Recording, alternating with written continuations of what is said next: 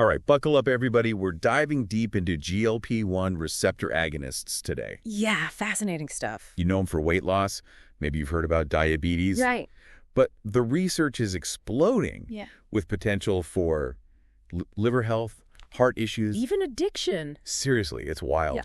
We've got cutting-edge studies, expert analysis. And even some stats that'll make you go, whoa, hold on. You ready for some aha moments? Let's go. Okay, first up, NFLD, non-alcoholic fatty liver disease. Huge problem. I'll admit, wasn't really on my radar before this deep dive. It's the leading cause of chronic liver disease globally. Really? Wow. And get this, studies predict a 168% rise in severe cases by 2030. That's a lot. 178% increase in deaths. Think about that. Not just personal, it's a societal thing, right? Huge economic impact, too. So, no approved meds specifically for NFLD right now? Not yet, but that might be changing. enter GLP1-RAs. GLP1-RAs, these were initially for type 2 diabetes. Helping insulin work better. Then, boom, weight management. Everybody's talking about ozempic, wegovy. Semaglutide, yeah.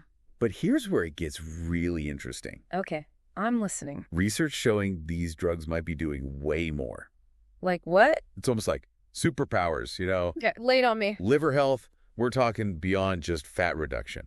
Right, so there's this study, efficacy and safety of semaglutide, really important. Okay. Semaglutide, it improves NASH, the more serious fatty liver. Less inflammation too, right? Yep, even improvement in liver stiffness. Wait, hold on. Liver stiffness. That sounds kind of bad. So think of it like scarring. When your liver's damaged, it gets stiff. Ah. More scarring, stiffer liver, that can lead to complications. So less stiff is good. Very good, means less scarring. Gotcha. But the study mentioned fibrosis specifically. What about that? Mixed results on that. More research needed there. Interesting. But even if it doesn't reverse fibrosis completely, slowing down NAFLD's progress, huge. That's preventing life-threatening conditions, potentially. Exactly, game changer. Okay, this is where I get excited. Heart health. Oh, yeah. We have this study, NEJMOA 2306963.pdf, all about HFpEF. Heart failure with preserved ejection fraction. Tough one. Especially in people with obesity. Few treatment options. Right. Semaglutide significantly improves symptoms and physical function. Wow. They measured it with the KCCQ score, higher score, better quality of life. So they're feeling better, doing more. Way more than other drugs for HFpEF. It's a huge deal. Not just living longer, living better. Exactly. And it's not just about improving existing heart conditions. No. This news article, Semaglutide cuts risk. Semaglutide linked to lower risk of heart attacks. Strokes, too. And even death from cardiovascular causes. Especially in people with heart failure. So adding to the evidence that these drugs protect the heart? Could be a whole new way of thinking about managing heart health in the future, right? Oh, good. It really could. Wow. And we're not done. Another study, this time kidney health. This one's S4146702450199-YOF, YTDF.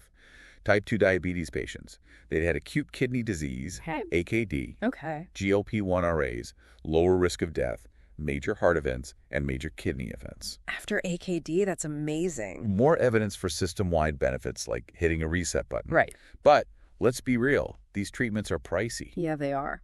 How do we justify that cost with so many potential benefits? Think long-term, an investment, preventing complications, heart attacks, kidney failure. Those things get expensive. Hospitalizations, long-term care. Could save money in the long run. So initial cost high, but potential return on investment huge.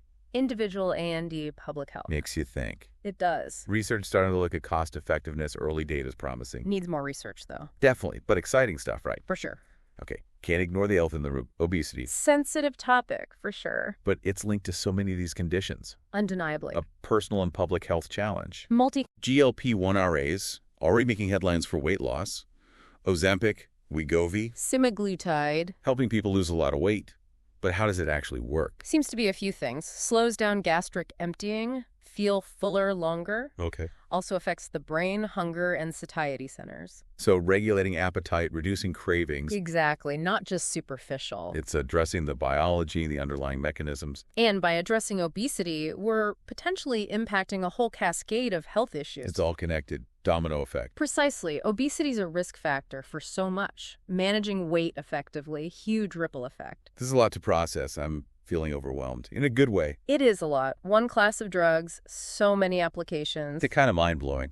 The research is evolving. We need long-term studies, but early results are promising. A glimpse into the future of medicine, maybe. Maybe personalized, tailored treatments preventing multiple conditions. Saving lives and healthcare dollars. It's a powerful vision, but important to remember these are powerful medications. Need to be used responsibly, appropriately. And accessible to everyone. That's key. Absolutely. The promise is huge, but we need to be mindful, ensure everyone benefits. Researchers, policymakers, healthcare providers, everyone's got to be on board. It's a collective responsibility.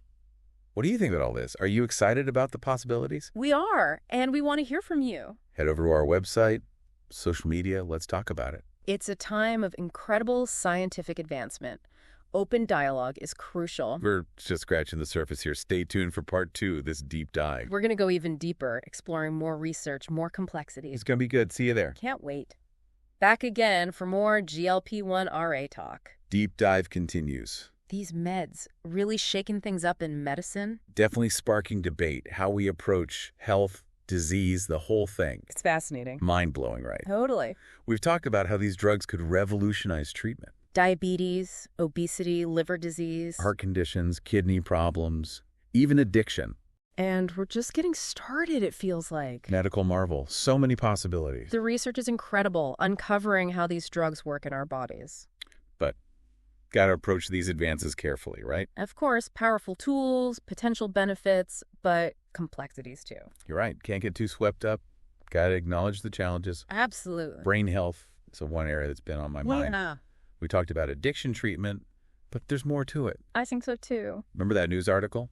Hinted at early research? GLP1-RAs for Alzheimer's? Parkinson's? Whoa, really? Could they help with neurodegenerative diseases? That's a big jump. It is, but even the possibility. Early days. Gotta emphasize that research in its infancy. I understand. But the findings are intriguing. Some studies suggest neuroprotective properties. So, slowing down, Yeah. even preventing progression of these brain conditions. Potentially, that's the hope. It would be revolutionary. Millions affected by Alzheimer's, Parkinson's. Current treatments, limited effectiveness. Exactly. That's why this research is so exciting. Think about it. Using these meds not just for symptoms, But to actually change the course of the disease. delaying, maybe preventing the debilitating effects. For individuals, families, it would be huge. It would? Liver, heart, kidneys, now brain health too. It's like rewriting the rules of medicine. The power of science, constantly learning new treatments. Amazing. But as we learn more, we got to think about the ethics, right? Definitely. Powerful meds, responsibility to use them wisely. Ensure they're used responsibly, appropriately, that access is equitable. That's crucial. Everyone who could benefit should benefit. Not just a select few. Exactly. Open, honest conversations about risks, benefit. Making informed decisions, prioritize well-being, individual and societal level. Striking that balance, scientific progress, and ethical responsibility. Collaborative effort, researchers, policymakers, healthcare providers. And the public. Speaking of the public, we want to hear from you. What are your thoughts? Potential of GLP1-RAs, the ethical stuff we've discussed. Website, social media, join the conversation, share your reactions, insights, questions. Open dialogue is essential. This is a big deal. This deep dive, incredible journey, and it's not over yet. We're not done. Stay tuned for part 3. More research, more complexities. And the potential implications of these groundbreaking meds. Back for the final part of our GLP1-RA deep dive. Rounding it out. We've been through a lot. The potential for these meds is just, wow. Pretty remarkable, huh? Liver, heart, kidney health. We even talked brain health, addiction. A lot to cover. One thing's for sure, these aren't just another drug. No, not at all. It's like a whole new way of thinking about preventing chronic diseases. A paradigm shift, you could say? More holistic, right? Targeting multiple things at once, the root causes. Exactly. But with this kind of potential comes big responsibility. Absolutely. Can't just get excited. Got to use them wisely. Ethical considerations, that's key. For sure. One of the biggest things we have to talk about is the cost. Yeah, it's a big one.